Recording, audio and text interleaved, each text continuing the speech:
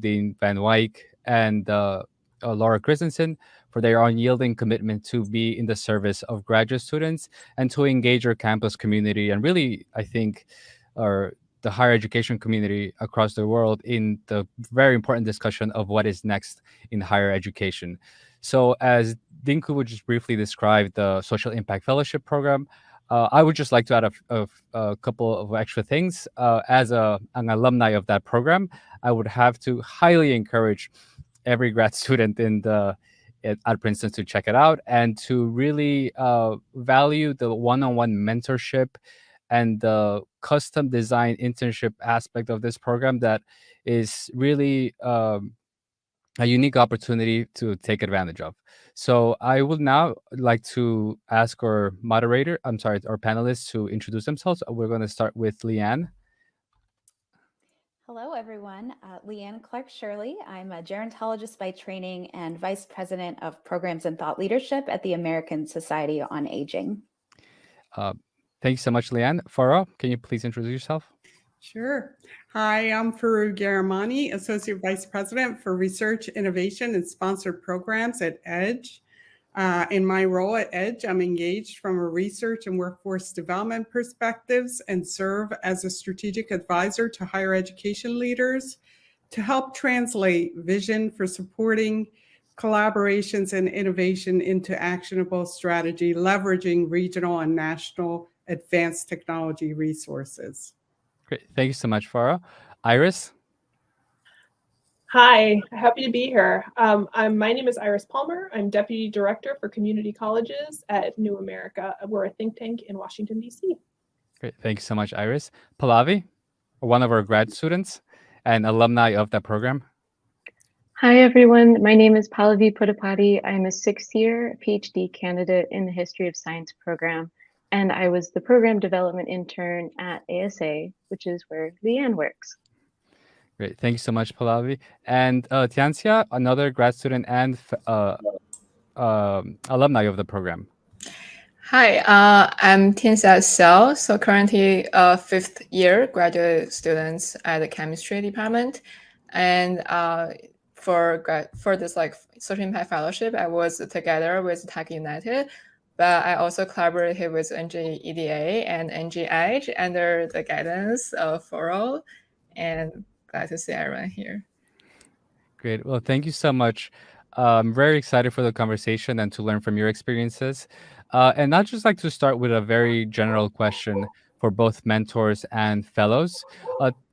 Tell us a bit about what made you apply for the GradFUTURES Fellowship, either as a student or as a mentor, and share a bit about your experience. How about we start with you, Leanne? Sure. Well, much like anything, it's all about connections and who you know. And so the way that ASA found GradFUTURES is because Eva is connected to ASA's CEO, Peter. And they were having a conversation, and Eva shared about the program. Peter shared about the transformation that our organization is going through. We're a membership organization that unites, empowers, and champions everyone working in aging. And the rest, as they say, is history. We put out a call for applications. Pallavi submitted her resume, and she was a perfect fit. Pallavi, do you want to follow up on that a bit? Yeah, of course. I was really thrilled to find this internship position, and I loved working with Leanne. To give background as to why I applied, I'm trained as a historian of medicine and of American public health. And when the pandemic started, I was just constantly on the news cycle, and I kept feeling that everything I've learned is applicable to this situation. I'm working from home. I want to make sure that I'm using my education towards a public purpose. So when I saw this posting for an internship with ASA, and I have specific interests in aging and disability and labor, I immediately applied and had a fantastic interview discussion with Leanne. And as she said, the rest is history. Thank you so much. That's so great that, we've heard so many things about that match, so so many positive outcomes. Farah, do you want to share a bit about what made you partner with Princeton? Sure. Here at EDGE, there's a history of supporting interns and many with have resulted in successful hires. And my role as the lead for research and innovation at EDGE lends itself naturally to working with graduate student fellows. Specifically, a lot of the work that I do involves working with big data. And so gaining access to computational expertise is extremely valuable. The recent project involved EDGE working with several partners, Tech United, New Jersey Economic Development Authority, the New Jersey Big Data Alliance, on administering a survey to New Jersey stakeholders, innovators, entrepreneurs, startup community, higher education stakeholders, and investment community to establish a baseline on the state of innovation and entrepreneurship in New Jersey. And the results of this will be very beneficial to government related to policy decisions, as well as higher ed with regard to programs, educational programs, as well as workforce development programs, and the investment community. Through the GradFUTURES Fellowship Program, the partnership was introduced to Chancia. Her work was instrumental in the final State of the State of Innovation report that was released last month. Chancia came on board mid-project. She was a self-starter, quickly learned about the project, and she and I had regular meetings so that we were all on the same page. We were all blown away by the knowledge that she had in analytic techniques and the love of learning. She brought a great amount of creativity, energy, and enthusiasm for her work, and was a tremendous asset to the group. Wow, that's fantastic. So Tanzia, I'm gonna have to ask you to follow up on that. I'm so honored, especially to hear such a long compliment from my mentor, like in this public forum. I think like for me, when I started on the project, I didn't know who exactly I will be collaborating with, like because initially. The first organization onboarded was Tech United with GradFUTURES, and because Tech United was focused on entrepreneurship, and during my PhD study, I got exposure to the Princeton entrepreneurial community, and I got very interested in how startups, entrepreneur, and also like higher education produces like students and postdocs and faculty to be engaged in this sector and then push the society forward. So I was deeply interested in this direction. And when I saw this opportunity come up, I jumped on in, especially given that time, it was also during COVID time. And while I am international, I was like, when I spent a lot of times in New Jersey, and I wanted to do something local. Like I believe it would have a great energy given Princeton's location and also New Jersey's like history. I want to do something local to help this community I'm living in to move forward. And so that's a perfect match. And while after I was onboarded, I found it was a great collaboration between like 3 big organizations in New Jersey area. And yeah, so I had a really fun time. Also, there are challenges like we can talk about later. Right. But it was a very great learning process. Right. And Tanzia, just really quickly, how did it feel to see your name in the State of Innovation report, right? This report that is it was super very important. exciting. Like it was, to be totally honest. Also, my background, I was trained as both a biologist and economics during my college. But in grad school, I come from a chemist background, a chemical biologist background particularly. And this report come before my own paper. Oh, that's fantastic. Yeah, it was a big hit in the LinkedIn share, I guess algorithm, whatever it is. So yeah, congratulations on that. Iris, do you mind just sharing a bit about how you became involved in the program? Absolutely. You all may be familiar with our leader, Anne-Marie Slaughter, who is definitely still connected to Princeton and was for many, many years. And so she put us in touch with the program and connected us with the opportunity. And we're very grateful that she did, because we currently have 2 fellows, and our last go around we had 1 fellow, and they have all been such a joy to work with. So a lot of what we do in our community college work is think about how community college can further equity in the connection to good jobs and fulfilled lives in the United States, and how we can strengthen them to do so in many different ways. And we do that through research and through writing and storytelling. And so our fellows have been incredibly helpful in both data gathering, data cleaning, helping us do analysis, and also in actually telling stories publicly. So Rebecca, our first fellow, published 3 blog posts, and our current fellows are working on one as we speak. And each one of them was both helped build up our work and also was just very, very well done. And it's been a pleasure to work with all of them in the different efforts that they've been helping us with. Great. Thank you so much. Okay, so we've often when we think about these fellowships, we tend to focus on the projects a lot, maybe like on the end result. But at the heart of this fellowship, and this is something very important for interested grad students, is the mentorship, right? The relationship between the student and the mentor. So this question is for the mentors.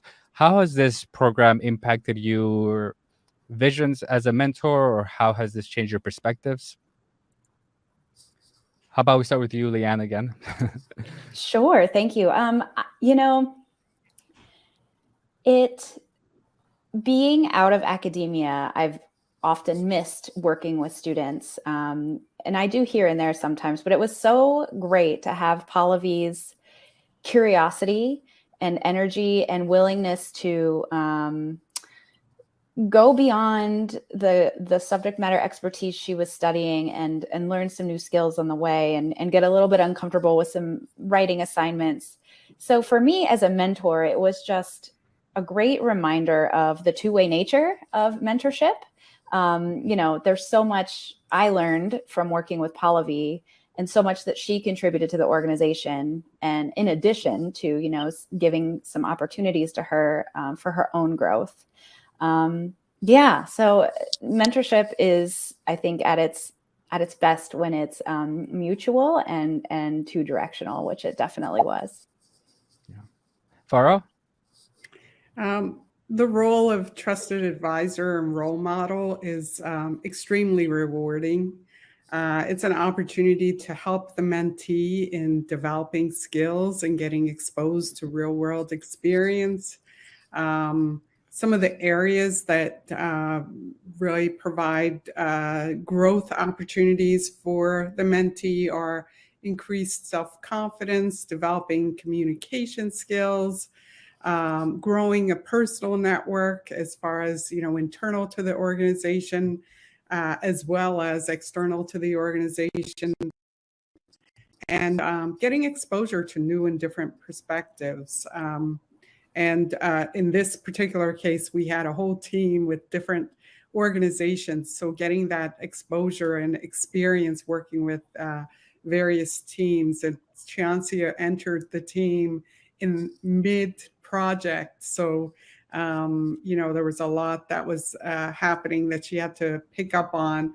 All of these areas are important aspects of the education process. And I've done a lot of research in the area of professional development for graduate students. And this type of experience allowed me to have a direct impact and to understand more closely why it's so important to have this be part of the learning process.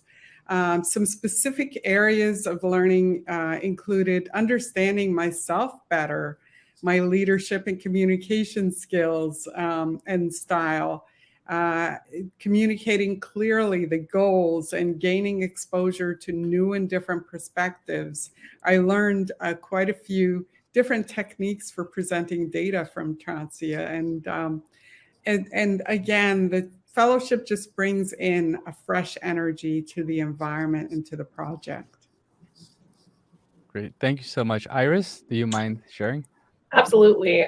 So what I would say is that I actually work with fellows and interns a lot in my role. We always have interns around, and it's always lovely to learn from people who are in undergrad and grad school. And we even have a high school intern. We practice what we preach around having youth apprentices.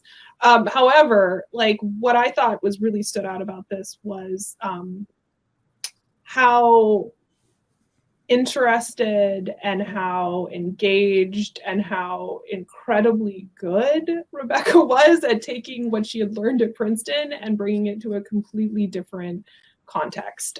She was able to think about like her own experiences and those of her family and connect those to policy, and actually help me see some of the issues that I have been working on for a long time in a different way. And at the same time, she had the sort of social science history background that I just found fascinating. It's something that I love to explore more. And we were able to have long conversations about Greek mythology and things like that that I can't normally do. And so that helped expand my horizons, thinking about both how you can take a different perspective on the work that I've been doing for a long time, and also being able to explore a little bit about her deep understanding of an area that I don't ever get to think about, unfortunately. So that was really rewarding, and it was just very nice to have like that time every week to touch base with her, hear what she was doing, and sort of think about things a little bit differently. Great. Thank you so much for sharing. And now to the students or the fellows. What were some of those experiences that you were able to learn from your mentor during the fellowship program that maybe you wouldn't have been able to learn or put in practice in a typical classroom setting? Pallavi, you wanna? Sure, I can Okay, start. yeah. So again, I'm a history PhD student, and before graduate school, I was a community organizer in my hometown, which is a coal mining town in Appalachian, Kentucky. And that was the motivation for me to pursue graduate studies. I wanted the time and space to think critically about the social issues we face and wanted to think with a longer time frame so that I would be better able to intervene in policy discussions. So I am currently applying and pursuing careers in the policy space. But when I joined ASA, I was in my 5th year of graduate studies. And while it seems quite evident that history has public relevance and it can be useful, especially in moments of crisis like the pandemic, one of the things that I couldn't have learned without this internship was that when you are working and operating in the policy space, there is a different kind of technical language that policymakers and other stakeholders are speaking. And being in a PhD program for 5 years had trained me, like really trained me, like just completely like reshaped like how I operated in the world. So even though I come from this organizing background, I was like, oh, you have a question about a social issue? Well, I have a plan to read 300 books and get back to you. And the thing about policymaking is that the stakes are high and these issues are moving at lightning speeds. And so I needed to quickly build the confidence that, like, yes, I am a subject matter expert and I can do this research quickly, but translating this so that it is more relevant to people who are making policies or debating policies and shaping this policymaking process won't find necessarily the ways that I was trained as a graduate student be perfectly legible. And so without this internship, I wouldn't have been able to predict, like, so how do I captivate this person's attention? I have 30 minutes with them, or there's an op-ed I need to get out the door overnight. How do I do that?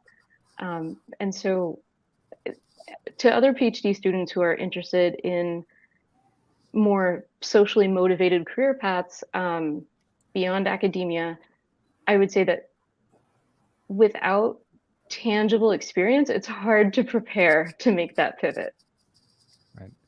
Thank you so much for sharing, Pallavi. And actually, one of the things we've heard from a lot of grad students is how they've loved learning to adapt to that quick turnaround process. That often in grad school you don't have that quick turnaround, right? You have a project that you're supposed to complete in a couple of years, but in I guess in different industries you have 2 weeks or 3 weeks to do something. Sometimes even like 2 or 3 days. So mastering that and learning that is really a skill that if you apply it once you get back from that internship into your grad school career, it's amazing. It's incredibly productive. So thank you for sharing, Tianxia. Right. So I think my cases are slightly different by nature. Like I'm coming from a natural science background that people will think, well, I do spend most of my days in lab, at least doing my PhD.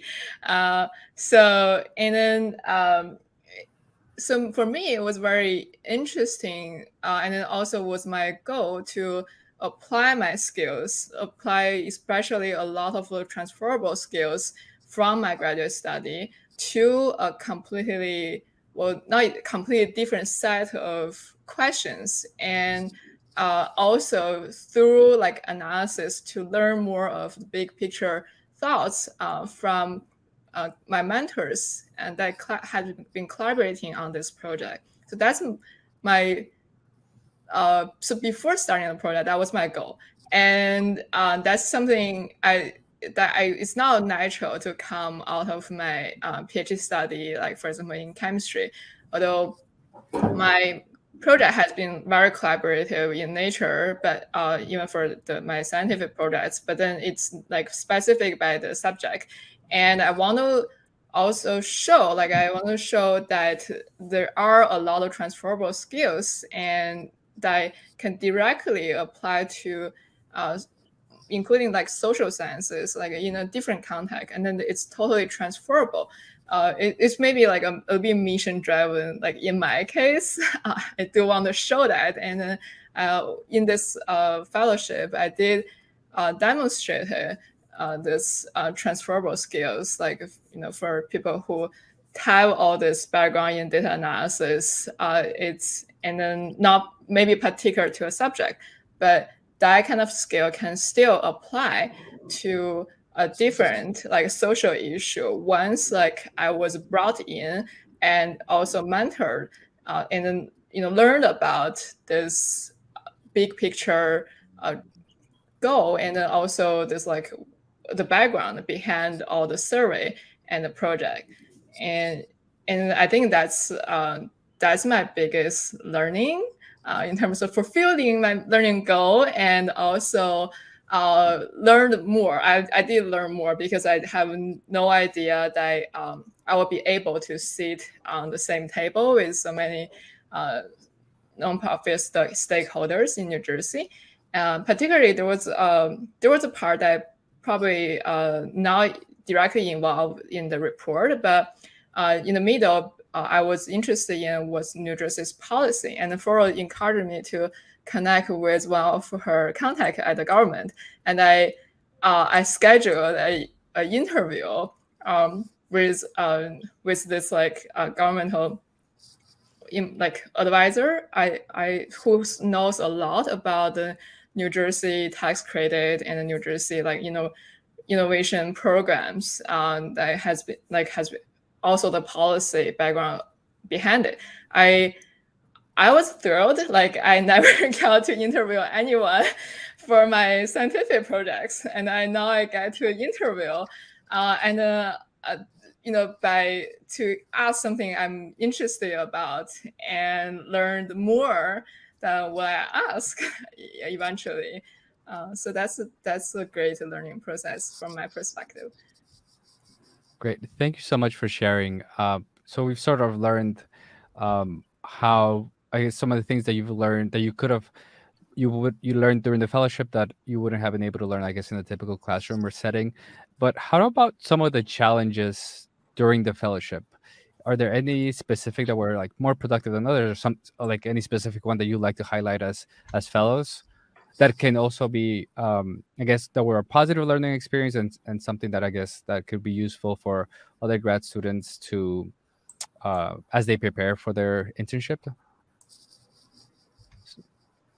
So I can Pallavi? go. Oh, Tianxia? Yeah. Sorry, I can quickly go first.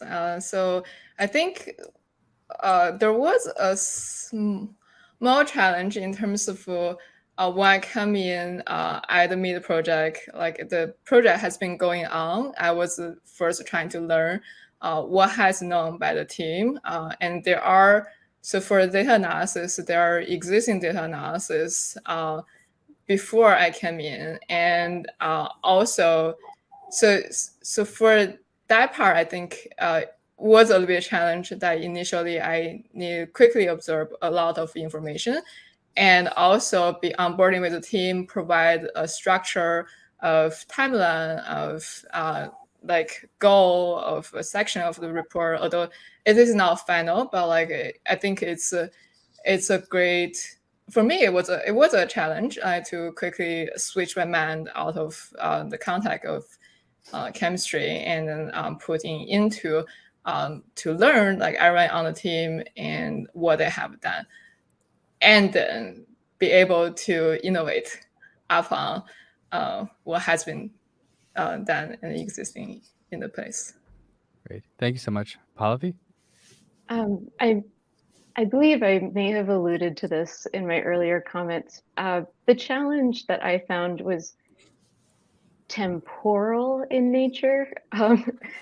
When historians are writing in a very traditional setting, we like to have something that has a narrative. There are many different points that get emphasized, but then you want to resolve what you're sharing with your audience. And that's really nice. But when you're operating in real-time contemporary debates and dialogues, this resolution is constantly in the making. So it just doesn't exist. Like you can't resolve the narrative of what's happening. Right. And what actually is something that was so valuable working with Leanne, who also has a PhD, wrote a dissertation, like could identify what my roadblocks were.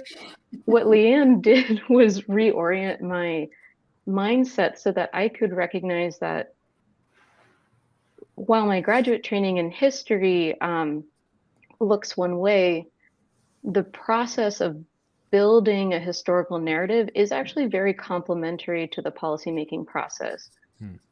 Both groups are dealing with uncertainty, a limitation of data, and just wading through the mess to propose what we value and believe in order to hopefully advance towards a more equitable and just society. So, you know, working with Leanne was just a constant dialogue about, all right, this is not over. Like it is July and we're still talking about the infrastructure bill and like 5 things have happened in the span of 8 hours. So you're not going to have a pretty novel or dissertation that can cover it, but you are going to process it really well with this analytical training from your PhD and also this political identity that you're applying in this new space. Great. Thank you. So that's fascinating. For the mentors, I have one question, that is actually very present in the in conversations among grad students, and that is for you. So you are mentors of this program, but you're also employers, right? So how important is it for you when you look at the resume of a graduate student, for example, that the fact that they have experience outside of their academic training or the dissertation or the research? Leanne, do you want to start? Yes, it is a differentiator. It is absolutely important. Like Pallavi mentioned, I have a PhD, and have pursued non-academic careers my entire, career path so far. When I see a candidate that does not have any non-academic experience on their resume, I know that some of the things that Pallavi mentioned that we work together on will be a challenge. Reframing, timing, expectations, knowing when enough research, enough analysis has taken place, but that fits within the timeline where, sometimes you can't be as fully rigorous as you need to be. So, I know that those are going to be challenges when I see a candidate without applied experience. When I see a candidate with applied experience, and Tianxia, I loved what you said about transferable skills. That's what it's all about. What have you learned in your education? Where have you applied that? And how can you translate that into the job that you're interviewing for? So I think it's foundational, and it sets you apart. And I'm impressed that Princeton has invested so much time and structure around providing this opportunity to students. Great. Thank you so much, Farah. Yeah, I couldn't agree more. I think, having the individual have experience applying their critical thinking skills and then being able to communicate how they were able to work through complex problems is an asset when we're looking at candidates. These types of experiences, students not only gain skills in specific domain areas, they also gain skills in how to work in teams, how to communicate, and leadership skills. So these are ways that they can demonstrate it when they're, looking for new opportunities. Great. Thank you so much. Iris? So this is going to sound a little echoing of the last year, but we actually, our work focuses on higher ed policy. And so we're very familiar with sort of the structure of academia and how institutions function around that. And I would say I generally wouldn't even interview someone who doesn't have some kind of experience communicating, in particular in a non-academic setting. Mostly because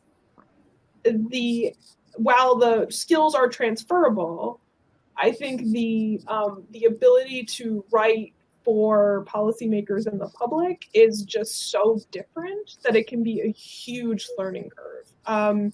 And so with our audience, I went from working for the government at the U.S. Department of Education, which was one very specific type of writing, to working in a more policy-focused space, to working where I am now, which is even more like for educated public, almost a journalistic voice. And even those were like big shifts. And I think that it can be very, very difficult to make that change unless you've experienced it. And for us, that written communication is such an important part of what we do. And I would spend so much time helping somebody get to that next level if they hadn't had any experience with it before, that, even for a policy analyst role, it would be very difficult to break in without any experience in a non-academic setting. Great. Thank you so much. That should really encourage a lot of grad students to participate in this program and other internships. So just the final question before we jump into the Q&A, for the fellows, what advice do you have for students interested in applying for this program? And for the mentors, what advice do you have or for potential partners interested in being mentors in this program? How about we reverse order? I guess the grad students, we go with Tianxia first. Okay. So I think my biggest advice is to be proactive in your professional developments and be proactive for your own goals. And means, and also it's like proactive in terms when you have a conversation with a position that you're interested in, make sure to define what your driving force is. And I think that's very helpful for me to forge my experience at graduate school. And that also helped me to meet a lot of great people who are mentors, my peers, and that I got very inspired by them. And I think that will be also a similar advice they want to share for our fellow students. Great. Yes, there is a professional development. You see in the banner below the LinkedIn group, but also there are so many opportunities on the GradFUTURES website. So yeah, Pallavi. So I'll just echo what was said earlier. Being proactive is so helpful, and regardless of how any graduate student might be feeling in the moment about what their professional aspirations are after they've completed their PhD, I think it's really important to feel comfortable being creative and exploring new spaces while you're in a relatively protective time to explore different areas and possibilities. So my advice is to really build relationships inside and outside of academia, because you just don't know what's going to happen. And I think there's a lot of value added having a foot or exposure to multiple spaces. Honestly, just operating in a new policy space for me really sharpened my thinking, not just for my job search, but also for my dissertation. And I have this wonderful mentor, Leanne, who I'm relying on for maybe the rest of my life. And I think it's just really important to have a broad base of support. And I think that's how I'd conclude that. Yeah, thank you so much for sharing. We've heard a lot of students who say that their dissertation was actually positively impacted by their experience as a fellow. So yeah, you're not alone on that. Iris, do you mind? No, What advice do you have for mentors?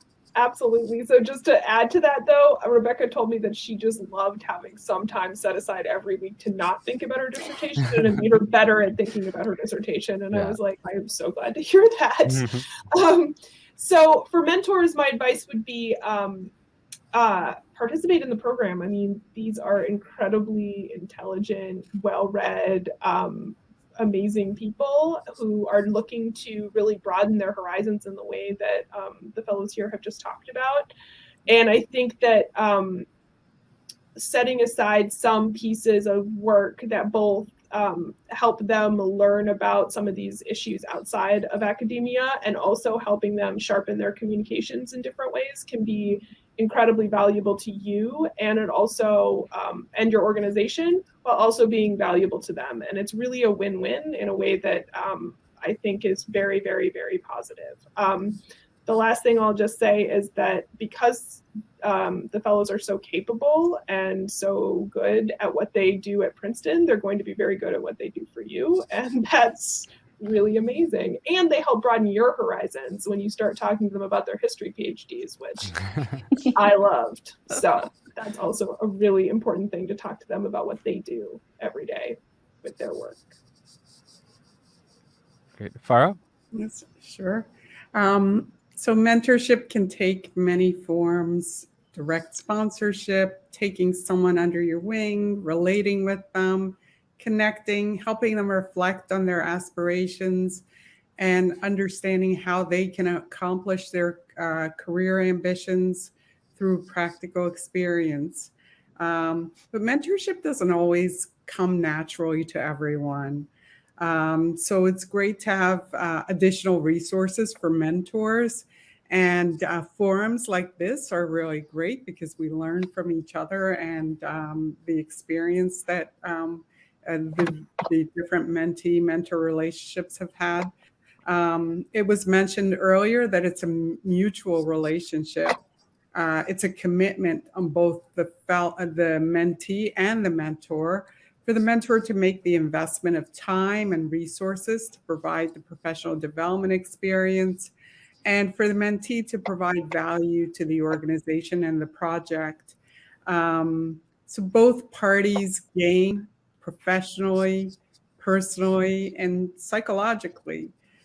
Gaining trust and respect of the mentor and mentee is an important part of the process.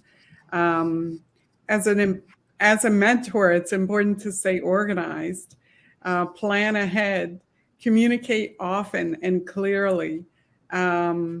And it's important to step outside and see your role and how you do things objectively to be able to share intentionally the important aspects of the decision making in your role.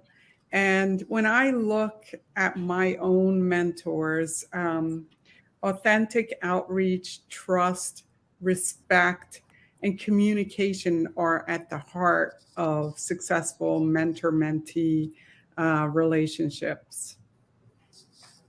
Thank you so much, Farah. You said so many amazing things, and we're gonna get back to them. Just want to give Leanne a chance to share her advice. Sure. That was beautifully said, Farah. I think from my perspective, just add two things. One is, I think it's beneficial to keep the projects that you're working on and the relationship that you're developing a little bit developmental. Going in with a plan and some concrete tasks and assignments is great. But what I loved about working with Pallavi is exploring new ways together about different projects that she could contribute to that I hadn't even thought of before I met her. So getting to know her and then thinking about the skills she brings to the table and where we can apply them. And the other thing, this might sound a little funny, but I was worried. I knew Pallavi was so capable that there were some tasks that I didn't want to give her because I thought, oh, she's going to hate this.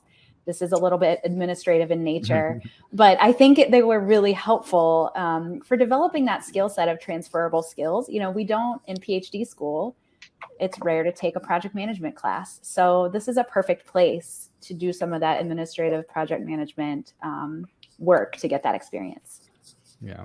One thing that is also very common among all of our students participating in the program is that they're very, I guess the right word, I don't know, like humble to do all types of work because they see it as a learning experience. I think sometimes people think, oh, they're PhDs, they don't want to do, X, Y, or Z. But in reality, everybody's super welcoming to any sort of experience. So that has also been a common thread among all of our students. So now we're going to open it up to the Q&A part with the audience. I don't know if maybe, okay, so from CH, was it difficult finding time to do this alongside writing or research? How did you keep pace on your doctoral research? I guess this is for the fellows. I can go first. Sure. I think it's good to challenge my own time management skill, and it might be, the difficulty might vary case by case. So just to say beforehand, yet I think given right now, like we have virtual and also hybrid work style, it could be easier than before, at least, to get exposure and get enough engagement. I think like everything for me was still on track, hasn't been impacted by taking more activities. And I think it could be impacted a little bit by the pandemic, but everyone has been under the same conditions. So that's, I think it's more of communicating with mentors and your advisor, and also peers at lab if you work in a lab, or librarian if you rely on library for more of your doctoral work. Then I think communication with everyone who are in your life will be very helpful to make time for items that you found it's important. Great. Thanks so much. Pallavi, do you want to share a bit? Yeah, that's a great question. And I'll just preface my comments by saying that I think even if you ask your faculty advisors if they have trouble balancing their research with their writing, with their teaching obligations and other administrative duties, you will find that we are all grappling with this tension of just wanting to do all of the things and not having enough time. Right. And to be very specific to a graduate student who's grappling with this question, there's an amount of self-reflection that's needed and a kind of ownership that graduate students have to take over what the purpose of their PhD degree is. And I think with some time, which is perhaps easier, like if you are coming into the graduate degree and you're just sort of figuring out what you want to do long term, that's fine. I'm not knocking that at all. But as you get closer to completing, I think there is a need to just reflect on, okay, where is this degree potentially taking me? And then I think with that kind of certainty or self-reflective knowledge about what you intend to do with your degree, you can make the choices that you need to, because this is your degree. The expectations that others may have about what your research or writing looks like is secondary to what you want out of it. Yes. So beautifully put. And, time management is such a skill that is, like, I think it's so difficult to master, and engaging in programs or extracurriculars like that also contribute to you becoming a better professional are incredibly helpful. Just to move on, because we have a few more questions. So this is from Paula, and it's for the mentor. So what do you consider a good way? Is a good way to approach a potential mentor if the student doesn't know them, other than just having a similar interest or being enthusiastic, I guess. I guess go through the GradFUTURES program. Yeah. I think the best way to approach your mentor is just to be open. I think that the comment about making sure that there's flexibility in the work plan from the mentor's perspective is really important, and getting to know the person who's placed into the fellowship and being able to sort of co-develop a research plan. I think it's a good idea for the mentor to come in with like 1 or 2 concrete ideas, and then hopefully if you approach your mentor and say, hey, what did you have in mind? Is there a way we can co-create this? That'll lead probably to the best experience. So being open, also understanding that project management piece, I think is huge. I will say what Rebecca did for us in our research data gathering was boring. It was such boring work. And that's why we also worked to do some of the writing and public speaking and all the other things we did, but she did it, and she did it thoroughly, and she did it really, really well. So being humble a little bit about that is always a good idea too. Yeah. Not that I'm saying anybody wouldn't be, but yes. Just to add, I've been approached by several students interested in becoming a mentee, and some of them, the best piece of advice I have is come with a purpose. Why I want to know why you're coming to me and what you're hoping to get out of the mentor. It doesn't have to stay the same. We can change it together. But the difference between a student approaching you and just saying, hey, I'm looking for a mentor, what do you think? Versus, I saw your bio, I love what your organization is doing. I need to grow this skill area. I need advice in this area. That can set you up for success with a potential mentor. Yeah, that's great advice. And I would just say quickly before we go to the next question that mentors are normally very open-minded, and if somebody's willing to have a conversation with you, they're already very welcoming. So it's not a typical, I guess it's not like the first time you're meeting your faculty, like to figure out who you're working with. If somebody's volunteering as a mentor, they're normally very welcoming people, very open-minded, that they want to work with you, just like figuring out that connection and that common interest, right? So we have the next question from RG. When would you advise first-year graduate students to apply for these fellowships? Should they aim for doing one of these internships in their second year or later? I guess this is more for the students. So I have some quick thoughts. It will differ based on, if you're in a humanities or social science PhD track, or if you're in the sciences PhD track, because there are different programmatic requirements and milestones you have to meet. So for history, your first 2 years of coursework are so intense, and really the summers are the only times that you would be flexible enough to, do an internship and do it well, without hating your life. And then and then you go through a really intense generals process, and then you start your dissertation research. So I would really highlight the first 2 summers where you have that flexibility, but then after you've got at least 1 year of doing your research and you're just writing up, like, you do have more time. Um, and then factor in when you're planning to go on the job market.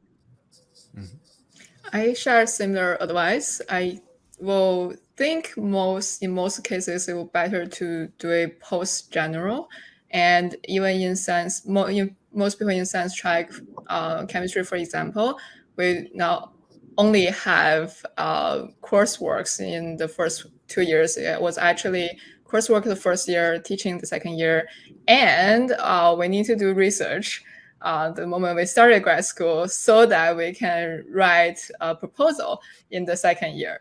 And that is, I think, in the first 2 years, research is almost counted as an extracurricular. And we need that to pass general.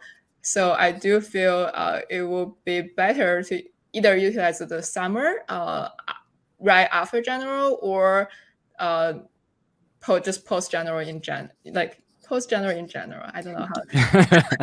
Yes. Yeah, that is great advice. And definitely every department is different. But one of the great things about this fellowship is that, or this internship program, is that it's literally custom designed for for students at any stage during their program. So it's completely adaptable. So it's very student friendly. So yes, let's move on. Maybe Pallavi, since you're the de facto humanities person, I'm in the humanities as well, so I can help out. But I'm nervous about telling my advisor that I'm interested in the program like this. Any tips? So I am so deeply empathetic to this question, and to the anonymous question asker. Please feel free to reach out to me via email, because I would happily talk with them one-on-one, if more specific, tailored responses would be useful. To give a more general answer,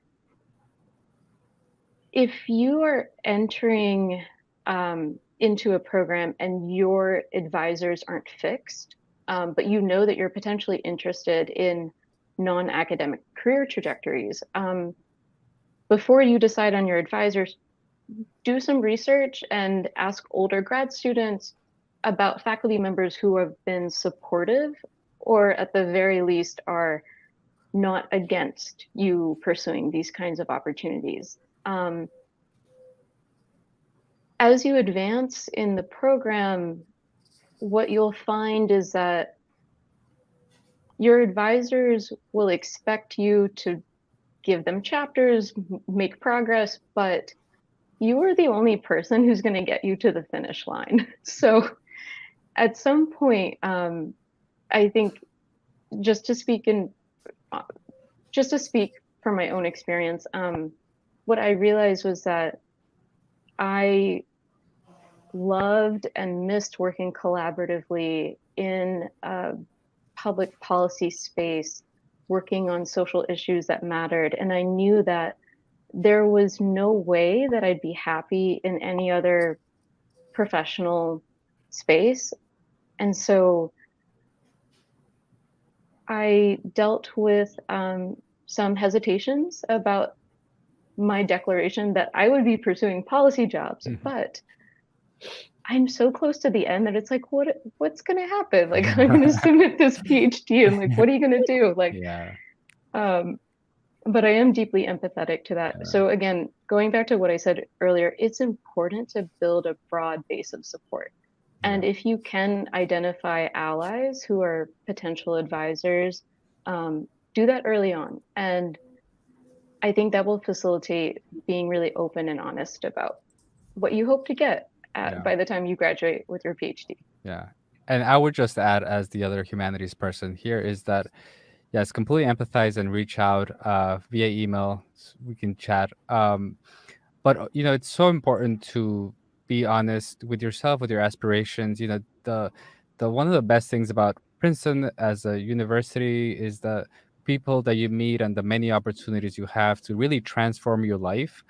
And it's a place where you can you can really dream of the wildest things, and people will support you. Will say, will say, yeah, you can do it. We'll support you in any way you can. And having honest conversations with your advisor about what you want to do, or maybe you don't have a clear idea of what you want to do, but you know that you want to explore other things. uh you know it will just that on those honest conversations, I think, will go a really long way. So, but we're being cut off by the uh by the production team. So I'm going to invite Dean Kubu, who is really the architect and the visionary of everything that we're talking about here, who has really transformed the culture of Princeton higher education and really beyond Princeton. So, Ava, whenever you're ready. I don't know if I can speak after what you just said. First off, I have to say it is really the collaboration that occurs across this campus, the passion and the vision that all of us have for your futures. And we want to collaborate and partner with you. Jonathan, you are a terrific example of someone who, from the very first time we launched GradFUTURES, you were there from the very beginning. And so it's been just amazing to see you put together this panel, to listen to you moderate and put together such a terrific conversation about the impact, no pun intended, of the GradFUTURES Social Impact Fellowships. Honestly, these stories and the advice that you both have shared, Chanxia and Pallavi, your personal stories and the advice that you've shared, I truly hope other graduate students are listening and will reach out to you as well for your personal advice as well, for some who may be on the fence about these experiences. I think you may have convinced many, hopefully, to apply. Also, Faru, Iris, and Leanne, thank you for your mentorship and for investing so much time to get to know our PhD students as individuals, to really understand their unique strengths, their diverse perspectives, their aspirations, and really helping them explore new ways to frame and apply their skills. But most of all, for the care you took to go above and beyond in developing such highly personalized and wonderful experiences and lifelong relationships with these students. It means the world. It means the world to them. And it truly is something that is unique and special. And it's only made so by your sort of connection with the students and hearing their stories. It's more than we ever imagined when the idea came together, right? And so also thank you for being the earliest partners as we were still architecting the experience. We didn't know, we piloted it, we didn't know, what perhaps the impact could be. But again, thank you so much for taking this journey with us and staying on board as partners as we continue to grow and expand this program to reach more of our graduate students. Thank you, everyone. Thank you.